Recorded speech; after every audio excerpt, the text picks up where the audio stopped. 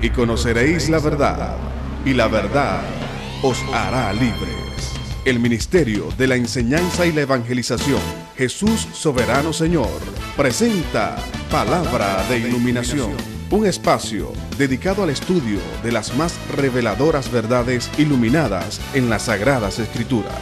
Recibamos al Maestro de la Palabra, José Briceño, en su espacio Palabra de Iluminación.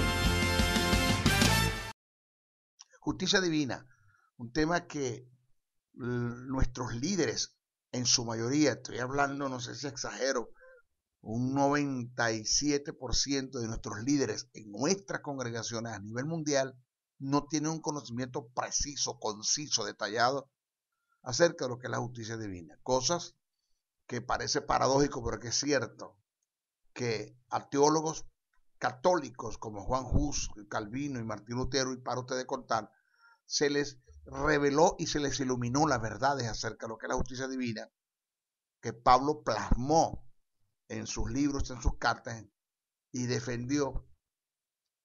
A ellos se les reveló y se les iluminó esto, y los teólogos, si se puede llamar teólogos, protestantes dentro de nuestra iglesia cristiana, ministros, entre ellos apóstol, profeta, evangelista, pastor y maestro. Estas son verdades que todavía no la han entendido, verdades que tienen que ver con la justicia divina.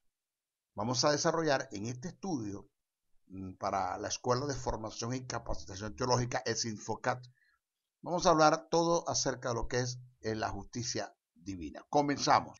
En la carta que escribe el apóstol Pablo a los Romanos, el capítulo 3, verso 21 a 31, dice: pero ahora, aparte de la ley, se ha manifestado la justicia de Dios, testificada o siendo anunciada por la ley y por los profetas. La justicia de Dios por medio de la fe en Jesucristo para todos los que creen en Él. Porque no hay diferencia, por cuanto todos pecaron y están destituidos de la gloria de Dios, siendo justificados. O digo que vamos a explicar esto, lo que es la justificación, que solamente Dios es el que justifica, siendo justificados gratuitamente. No tengo nada que hacer para llegar a ser justo, porque la justicia llega a producto de la justificación. Siendo justificados gratuitamente por su gracia, mediante la redención. Voy a explicar lo que es el término redención, los tipos de redención que hay, los 4 tipos, que es agorazo, lutros y apolutrosis. Vamos a estar explicando eso. Dice que es en Cristo Jesús, a quien Dios puso como propiciación. Vamos a explicar lo que es propiciación, por medio de la fe en su sangre, o sea, en su sacrificio, para manifestar su justicia a causa de haber pasado por alto en su paciencia los pecados pasados, con la mira de manifestar en este tiempo su justicia, o sea, en el tiempo de la ley, en el tiempo de la gracia, debo decir corrido, en el tiempo de la gracia, a fin de que Él sea el justo, quien Dios, y el que justifica al que es el de la fe de Jesús. ¿Dónde pues está la justicia? ¿Queda excluida? ¿Por cuál ley? ¿Por la de las obras? No, sino por la ley de la fe. Concluimos pues que el hombre es justificado por fe sin las obras de la ley. Es decir, yo no tengo nada que hacer para ser justificado, ni tampoco tengo nada que hacer para mantener la justicia divina. Eso es algo que lo entendió Martín Lutero, Juan Hus, Calvino, y nuestros teólogos protestantes no lo han entendido, la mayoría de ellos. ¿Es Dios solamente Dios de los judíos? ¿No es también Dios de los gentiles? Ciertamente también de los gentiles, porque Dios es uno, y Él justificará por la fe a los de la circuncisión y por medio de la fe a los de la incircuncisión. Luego, por la fe invalidamos la ley en ninguna manera, sino que confirmamos la ley. En segunda carta a Corintios, el capítulo 5, verso 21, Pablo dijo: al que no conoció pecado, por nosotros lo hizo pecado, para que nosotros fuésemos hechos justicia de Dios en él. Ahí está lo que llaman el misterio del cambio. Ya lo que llaman el acto de remitir, que ahora vamos a explicar lo que es la remisión, el misterio del cambio, quitar de para poner en, lo que es imputación y amputación. Vamos a explicar eso bien claro en el desarrollo de este estudio. Ahora, Pablo dijo, en una ocasión Pablo escribió, cosa que me llamó la atención y la estudié profundamente, en Efesios 6:14, dijo, vestidos con la coraza de justicia. Eso de vestirme con la coraza de justicia, ¿qué indica? ¿Qué significa el vestirme con la coraza de justicia? Ese término, vestirse, tiene un gran significado en el pensamiento de Pablo, hasta el punto que tiene que ver con lo cognoscitivo y lo aplicativo. O sea, no solamente tiene que ver con lo accesivo, sino con lo cognoscitivo y lo aplicativo. Esto es, el conocer todo lo relacionado a la justicia divina y el apropiarse y caminar en ella. O sea que la iglesia tiene acceso a las armas. Si yo digo que la iglesia tiene acceso a la justicia como coraza, pues eso es una verdad. Tiene acceso a las armas, pero no tiene conocimiento de ellas. Por ende, no las puede aplicar, vivir ni disfrutar. Es lamentable decirlo, pero es muy poco lo que la iglesia sabe acerca de la justicia, esa justicia divina, de la que se relaciona y todo lo que tenga que relación a ella. Muchos confunden la justicia con la santidad. Otros piensan que la justicia desde el punto de vista teológico tiene que ver con la vida de integridad o de equidad, concepción totalmente contraria a lo que está registrado en las Escrituras. Otros admiten que la justicia en el hombre regenerado se mide y tiene que ver con el motivo del corazón, lo cual es totalmente falso. El motivo juzga las obras de pecado, pero no juzga ni pone en tela de juicio el estado de justicia que hay en el hombre regenerado. O sea, no son los buenos motivos o malos motivos los que le dan propiedad o cercenan la justicia de Dios en un hombre justificado. Decía, no hay nada tan bueno que yo pueda hacer para ser más justo delante de Dios y no hay nada tan malo que yo pueda hacer para ser menos justo delante de Dios. Haga lo que haga, yo sigo siendo justo. Yo no puedo aportar a la justicia para ser más justo ni puedo cercenar la posibilidad de ser justo por el pecado que cometa. Eso lo vamos a explicar más adelante. La justicia es un estado o posición que el hombre llega a obtener y alcanzar por gracia en la fe que depositó en el sacrificio de Jesús. O sea, por esta razón, nunca debemos usar el concepto de justicia desde el punto de vista secular para definir teológicamente la justicia divina. Entonces, analizando la posición que hay en el seno de la iglesia concerniente a la justicia divina, el tiempo que tengo dentro de la iglesia como maestro, tratando de que ella entienda esta verdad, y la mayoría, tanto feligreses como líderes, no entienden estas verdades. Entonces, analizando la posición que hay en el seno de la iglesia concerniente a la justicia divina, creo que necesitamos volver a los tiempos de la reforma. Pero como usted no tiene una idea, necesitamos que se levanten reformadores para defender y darle ubicación a la justicia de Dios dentro de la iglesia cristiana. O sea, el pensamiento y la posición que tiene el liderazgo, no son todos, pero los hay, concerniente a la justicia divina en nuestros tiempos es vago, superfluo, tradicional, muy apegado al pensamiento y a las creencias de la Iglesia Católica, al catolicismo romano. Por ende, es totalmente antibíblico. El tema de la justicia y lo relacionado a ella fue lo que defendieron los reformadores, tales como Juan Hus, Martín Lutero, Juan Calvino, entre otros. Sus luchas estuvieron enfocadas sobre todo en contra de las indulgencias, las beatificaciones, los credos, las adoraciones a las imágenes, el estado de inmaculado a las vírgenes, el bautismo en el estado de la inocencia, el acto de la transustanciación de los elementos de la cena, entre otros. Y para usted de contar.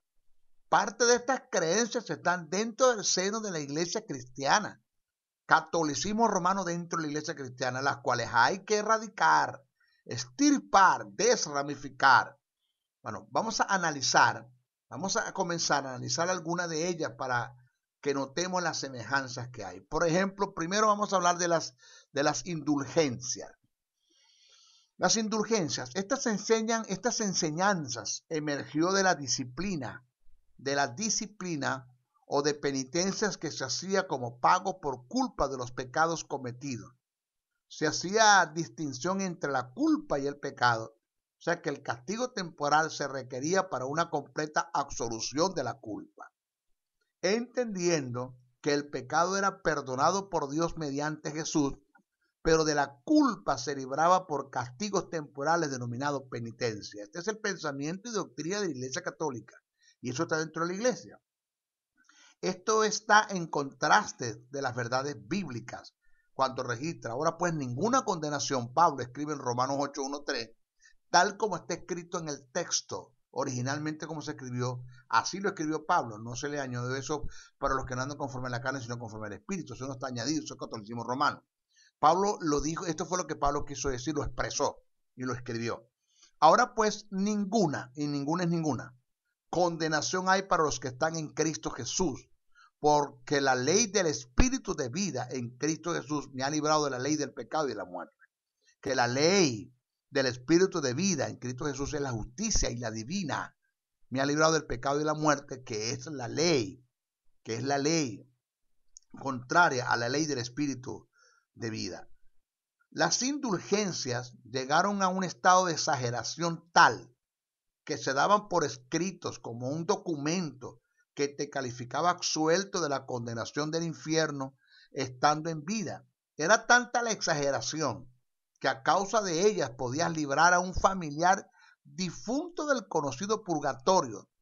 Tales cosas están en contra de la verdad de Dios cuando las Sagradas Escrituras lo expresan totalmente. Eso está escrito en el libro de los Hebreos, el capítulo 9 del verso 23 al 28. Te da una, pero totalmente está en contraste con lo que se denomina las indulgencias. Dice, fue pues necesario que las figuras de las cosas celestiales fuesen purificadas, así, pero las cosas celestiales mismas con mejores sacrificios que estos, porque no entró Cristo en el santuario hecho de mano, figura del verdadero, sino en el cielo mismo, para presentarse ahora por nosotros ante Dios, y no para ofrecerse muchas veces, como entra el sumo sacerdote en el lugar santísimo cada año con sangre ajena, y de otra manera le hubiera sido necesario padecer muchas veces desde el principio del mundo.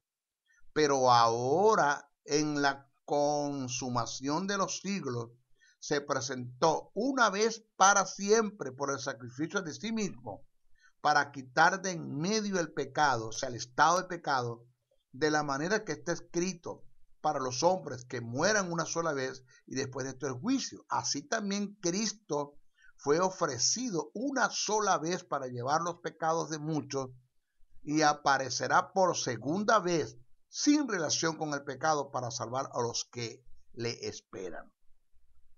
En nuestra época, la semejanza entre la Iglesia Católica y la Iglesia Evangélica Cristiana, en nuestra época se está cayendo en el terreno de indulgencias con diferentes prácticas. Pasemos a dar ejemplo del caso.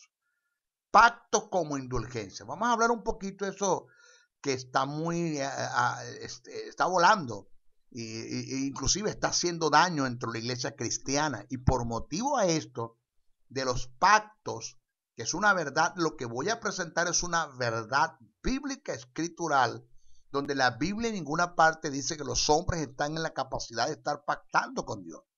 Por causa de esto que voy a enseñar, señores, me rechazaron en un congreso que se iba a dar en un estado, en una ciudad, en un país. Me rechazaron totalmente porque escucharon, ya tenía la invitación y estaba metido en el afiche, en el anuncio, en la publicidad y todo, el maestro briseño de Venezuela.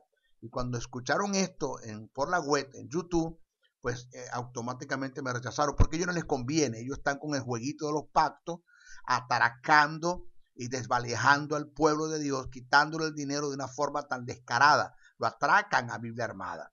Como digo, las verdades son gente que son enemigos de la verdad. Estas son verdades inconvenientes, verdades que a ellos no les conviene ni que su pueblo escuche, porque van a despertar y se van a dar cuenta hasta cuándo están siendo desvalijados, hasta cuándo están siendo atracados, y esto a ellos no les conviene. Entonces dice, pacto como indulgencia. Las escrituras afirman que Dios es un Dios de pacto, pero Él es el que hace pacto con los hombres. El hombre no está en un nivel para hacer pacto con Dios. El hombre puede hacerle una proposición a Dios.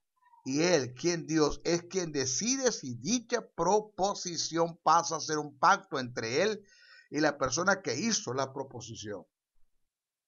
Los hombres pactan con sus dioses es en el paganismo, en el satanismo, en el politeísmo e idolatría, según lo que está escrito en Jueces 8:33.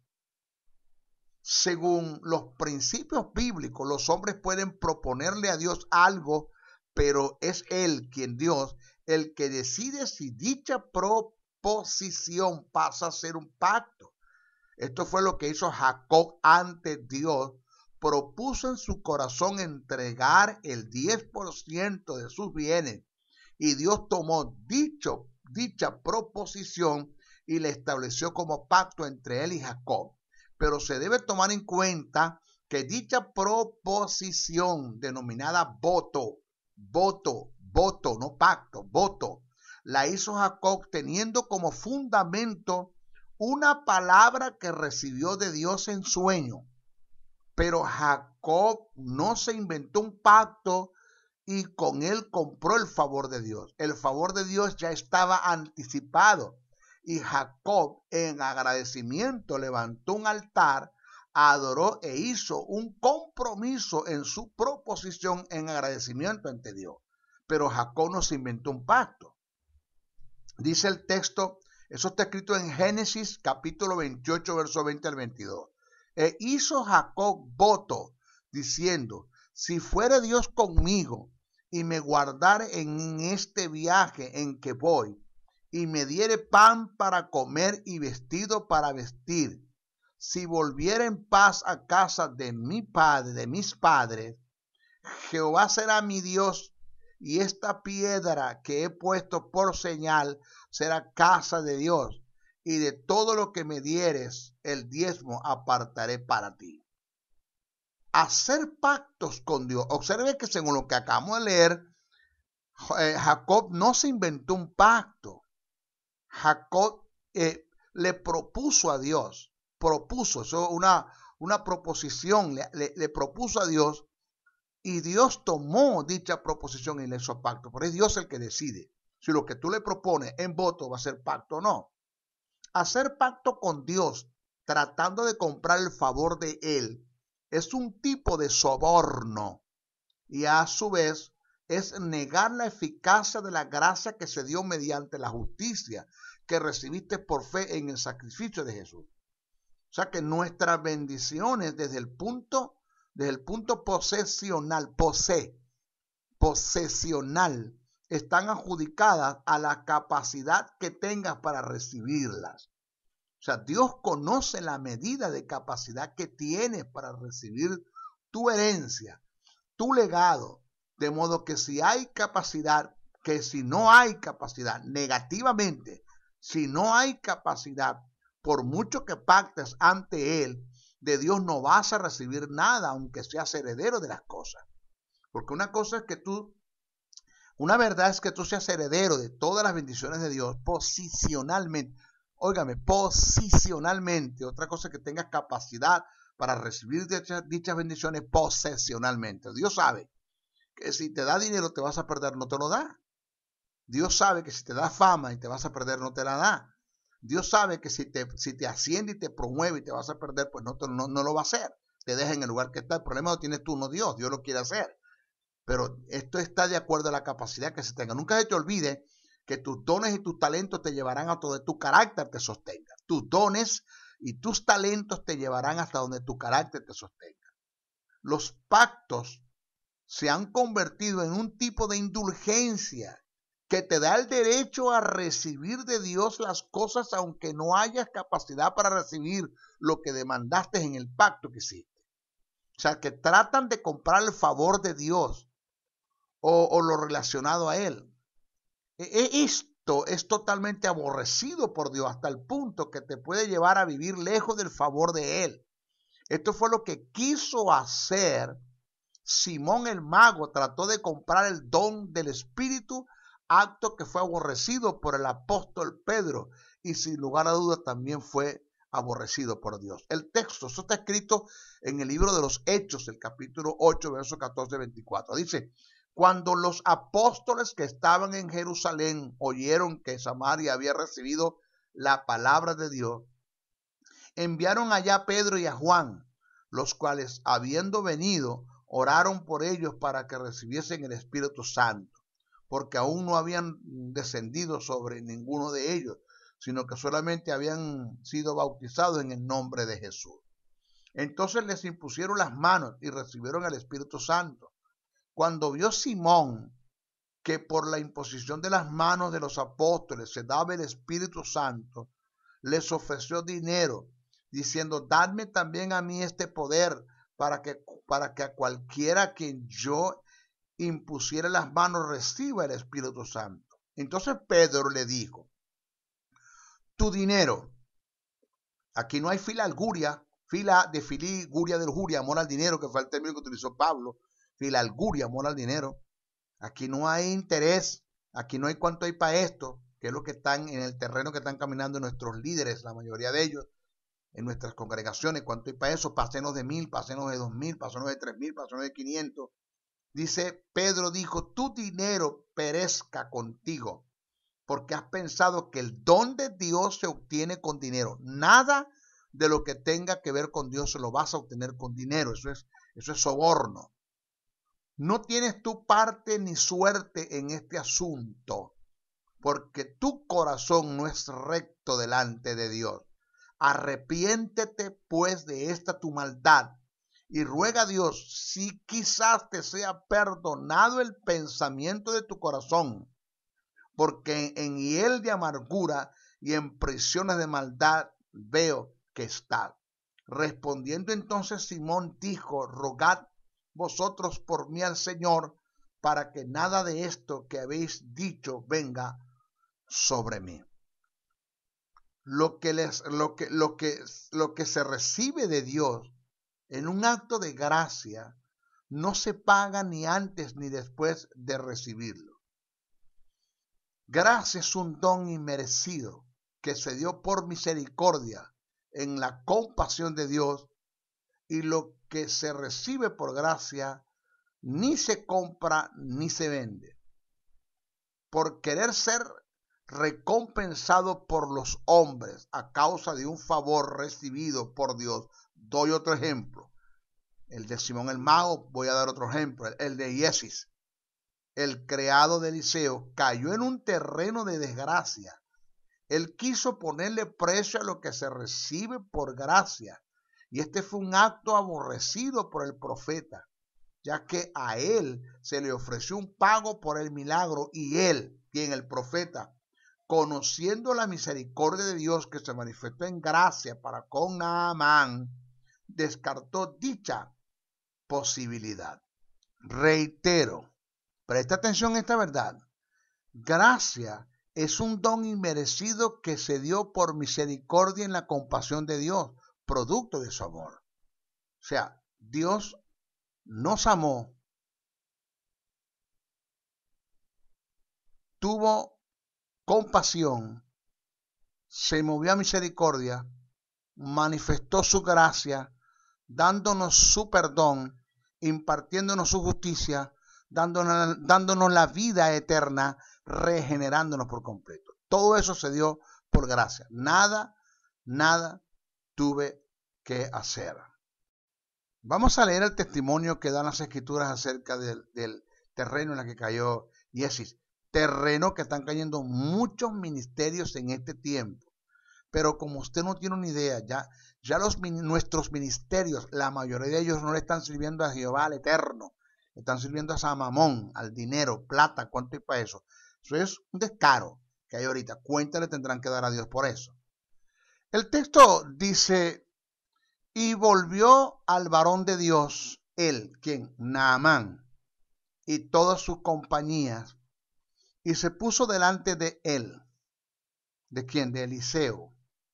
Y digo, he aquí ahora conozco que no hay Dios en toda la tierra, sino en Israel.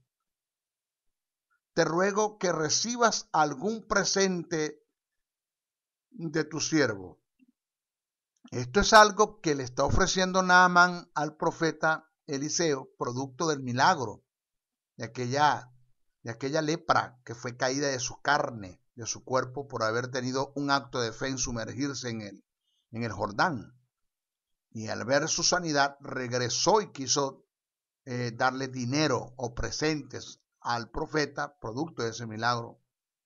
Y mira la respuesta de Eliseo. ¿Cuánto hay para eso? No le dijo esto. Mas él dijo, vive Jehová en cuya presencia estoy, que no lo aceptaré. Y le instaba que aceptara alguna cosa, pero él no quiso. O sea, estaba muy ubicado este hombre, ubicado. No había principios de filarguria, de mamón, de dinero, de cuánto hay para eso. Entonces, el texto continúa y dice, entonces Iesis, el que se desubicó totalmente, creado de Eliseo, el varón de Dios, digo entre sí, mire su pensamiento, he aquí mi señor estorba a este siervo Naamán, no tomando de su mano las cosas que habían traído. Vive Jehová, tomo el nombre de Dios en vano. Vive Jehová que correré yo tras él y tomaré de él algunas cosas. Y siguió Iesis a Naamán, que es lo que está haciendo nuestros líderes. Repito, no todos, pero los hay. Lo que no hizo Eliseo, lo hizo su criado, su discípulo, y lo que no hizo Jesús lo estamos haciendo nosotros como discípulos. Dice, y siguió Iesis a Naamán. Y cuando vio Naamán que venía corriendo tras él, se bajó del carro para recibirle. Y dijo, ¿va todo bien? Saluda. Y él dijo, bien. Mi señor me envió a decirte, mentira, porque eso no lo hizo, Eliseo no lo envió a nada.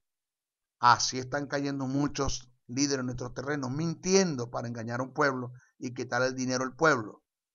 He aquí vinieron a mí en esta hora del monte de Efraín, dos jóvenes de los hijos de los profetas. Te ruego que les des un talento de plata y 2 vestidos nuevos.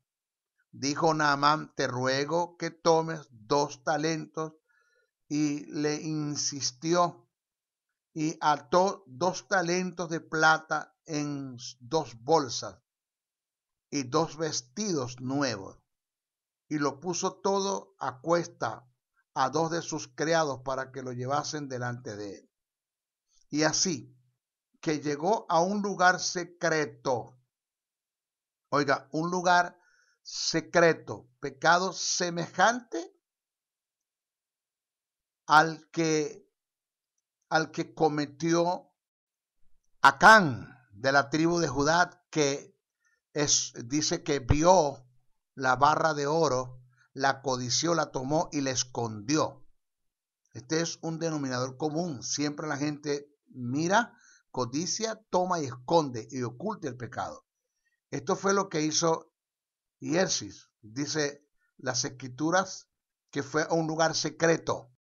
Dice el texto, y llegó a un lugar secreto. Él, ¿quién? Iesis, lo tomó de mano de ellos y lo guardó en la casa.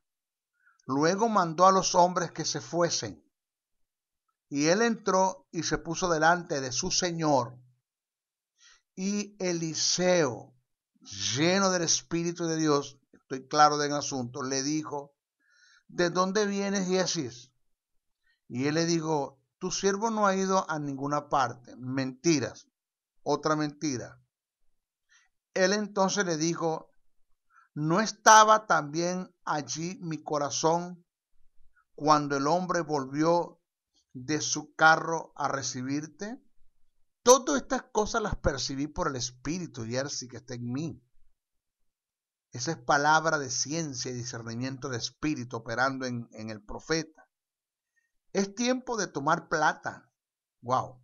Es tiempo de tomar plata y tomar vestidos, olivares, viñas, ovejas, bueyes, siervos, y sierva.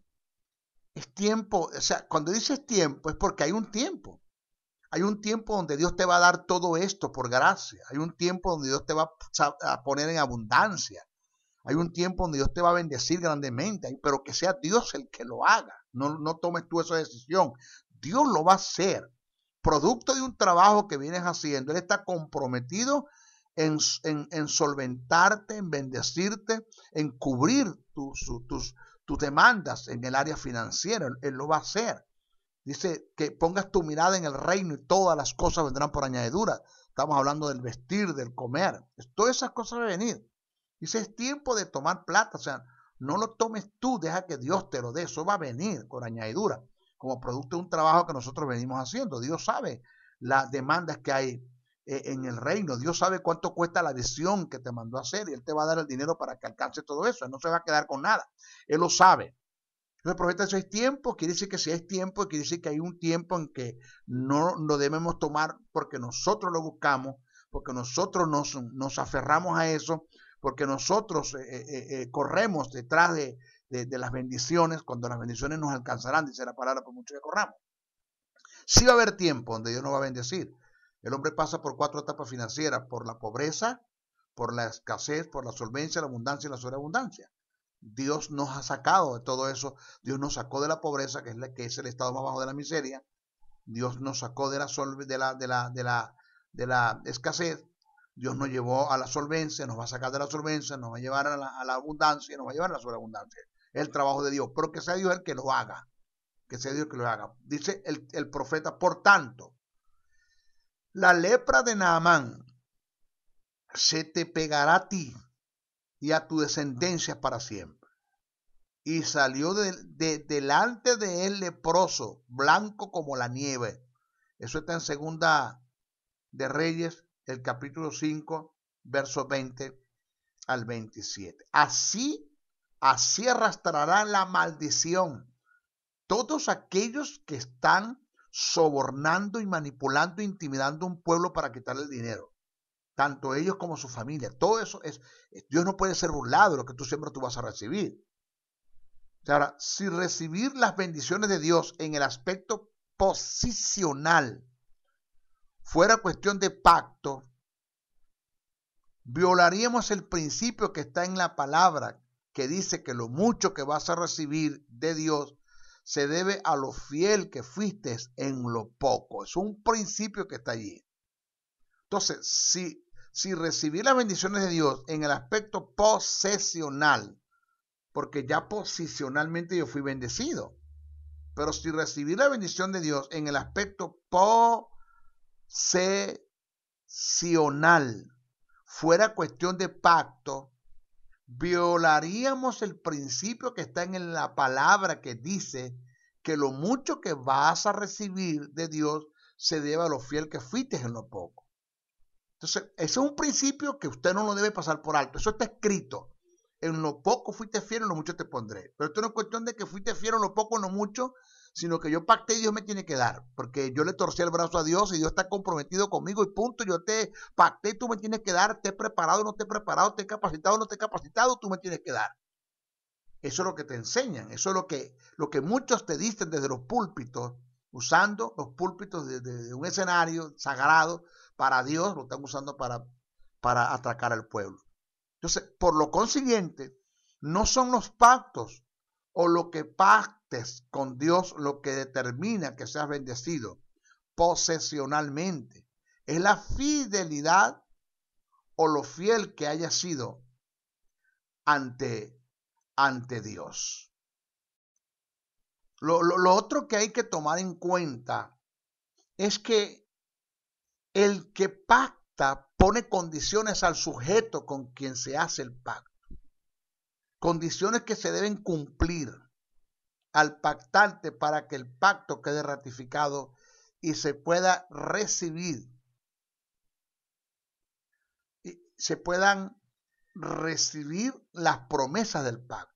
O sea que si soy yo como persona el que pacta con Dios, sería yo quien tendría que ponerle a Dios las condiciones que Él tendría que cumplir para que a su vez Él me bendijera. sea que yo pago y me doy el vuelto, cobro y me doy el vuelto. Todo esto es contraproducente, porque el menor no pacta con el mayor, es Dios quien pacta. Dios es un Dios de pacto, pero los hombres no tienen capacidad para estar pactando con Dios. Cuando Dios pacta con nosotros, Dios pone las condiciones, principios, demandas para que nosotros caminemos en ellas y Dios pueda cumplir con las bendiciones del pacto, porque el pacto al cumplir con las demandas y los mandamientos de ese pacto, pues el pacto queda ratificado. Entonces Dios puede cumplir con las bendiciones del pacto. Por otro lado, el apóstol Pablo dijo que nunca demos por necesidad, porque Dios bendice al dador alegre. Si el pactar lo hago con el fin de alcanzar el favor de Dios para que mis necesidades sean resueltas, se quebrantaría este principio que presentó el apóstol. Segunda carta a Corintios, él escribe bien claro, el capítulo 9, versos 6 al 7 dice: pero esto digo, el que siembra escasamente, también segará escasamente. Y el que siembra generosamente, generosamente también segará. Cada uno dé como propuso en su corazón, no con tristeza ni por necesidad, porque Dios ama al dador alegre. Entonces, la justicia y los beneficios de ella se dan por pura gracia y no por obras, no por indulgencias. Mi bendición posicional no depende de lo que haga, aunque mi posesión esté adjudicada al motivo correcto del corazón, producto de la formación que he tenido en el conocimiento de la palabra. Que la bendición llegue no es cuestión de pacto, sino de la formación de un carácter y el ajuste a esta formación. O sea, el que yo haga una vivencia, esa formación. Porque yo fui bendecido posicionalmente, posicionalmente. Ahora falta que en mi posesión esto sea una verdad en mí.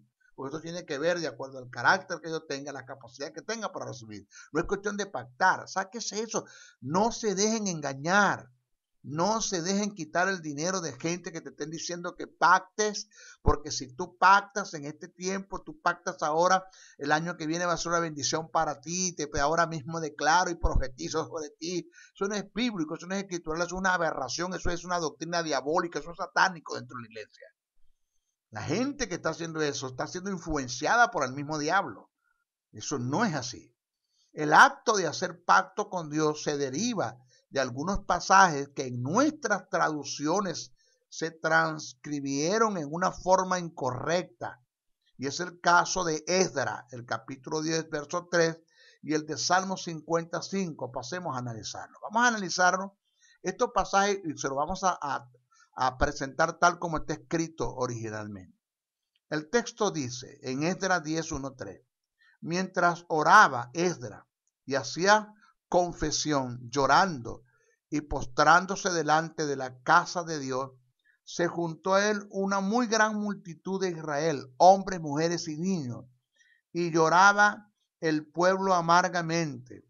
Entonces respondió Secanaías, hijo de Jehiel, de los hijos de Elam, y dijo a Esdras: nosotros hemos pecado contra nuestro Dios, pues tomamos mujeres extranjeras de los pueblos de la tierra, mas a pesar de esto aún hay esperanza para Israel. Ahora pues, hagamos pacto con nuestro Dios. Eso está escrito así en la Canción de Reina y la Cipriano de Valera. Está escrito así en la Vulgata Latina, en el Texto Recepto y en las Biblias convencionales está escrito así, pero originalmente eso no se escribió así, eso no está escrito así ni en el hebreo original, tal como se escribió, ni tampoco en la Septuaginta. Eso no está escrito así. Dice: hagamos pactos con nuestro Dios, que despediremos a todas las mujeres y a los nacidos de ellos, según el consejo de mi Señor, y de los que temen al mandamiento de nuestro Dios, y hágase conforme a la ley. En el caso que está registrado en Esdras, el texto en su original dice: Ahora pues volvamos a los pactos de nuestro Dios. No dice hagamos pacto con Dios. Dice volvamos a los pactos de nuestro Dios. De no tomar mujeres extranjeras como nos los dijo en sus pactos, dándonos mandamientos. Este pacto que violó Israel como pueblo, de lo cual hace mención el libro de Esdras, está registrado en Deuteronomio, el capítulo 7, verso 1 al 9. Leamos y analicemos el pasaje. El texto dice como sigue. Cuando Jehová tu Dios te haya introducido en la tierra en la cual entrarás para tomarla, y hayas echado de delante de ti a muchas naciones, al Eteo, al Gergeseo, al Amorreo, al Cananeo, al Fereceo, al Ebeo y al Jebuseo, 7 naciones mayores y más poderosas que tú, y Jehová tu Dios las haya entregado delante de ti, y las hayas derrotado, las destruirás del todo. No harás con ellos alianzas, ni tendrás de ellas misericordia, y no aparentarás, aquí está el pacto que violaron, y no aparentarás con ellas, no darás tus hijas a sus hijos, ni tomarás a sus hijas para tus hijos. Conoce pues que Jehová tu Dios es Dios, Dios fiel, que guarda el pacto, o sea que es un pacto que está haciendo Dios con ellos, y la misericordia a los que le aman y guardan sus mandamientos hasta 1000 generaciones. Fíjese, así está escrito. Esto que Esdras expone en el capítulo 10, verso 1 al 3, es lo que presenta, lo que está presentado en Deuteronomio, el capítulo 7, verso 1 al 9.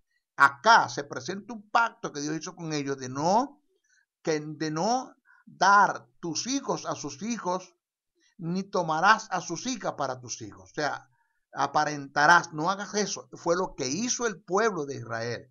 Entonces ellos dicen, señores, volvamos a los pactos que Jehová hizo con nosotros. No dice hagamos pacto con Dios. Y aquí yo tomamos, porque está mal escrito, lo tomamos porque no leemos, no estudiamos, no analizamos. Pues lo tomamos tal como está escrito. Este es un gran error garrafal que está destruyendo y está acabando y está entrando como un virus dentro de la iglesia. Y esto lo están utilizando muchos ministerios para atracar y quitarle al pueblo su dinero, desvalijarlo por completo, porque no estudian las escrituras.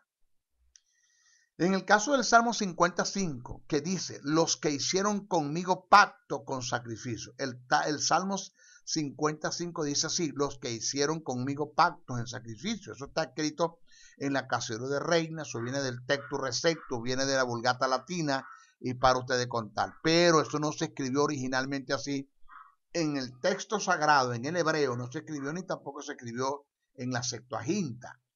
En el caso escrito en el Salmo se le da el mismo sentido, pero en el aspecto positivo de los que están escritos en Esdras.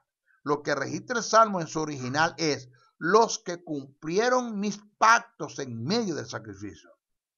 Segunda a Crónicas 29:10. Eso está bien claro en el texto original. Otro tipo de indulgencia es lo que tradicionalmente se conoce en nuestras congregaciones como las llamadas disciplinas. Este acto dentro de la iglesia cristiana se conoce como el purgatorio protestante.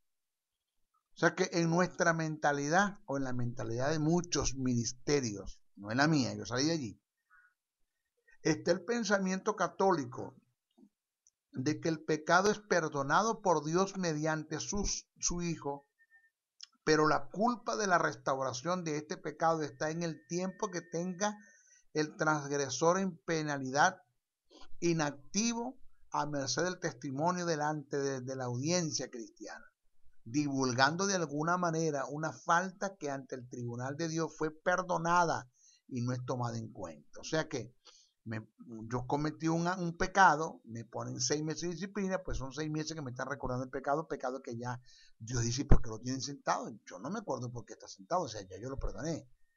Entiendo que por causas éticas y morales, para guardar el testimonio del Evangelio y los principios de la Iglesia, si el pecado de un creyente fue a la luz pública, o sea, en voz populi, a dicho creyente se debe negar la participación en la administración y administración en el seno de la congregación de los santos.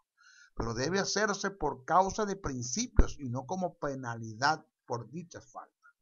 Otro tipo de indulgencia es tratarse de ganar el cielo o evitar ir al infierno después de ser justificado por obras o prácticas de santidad.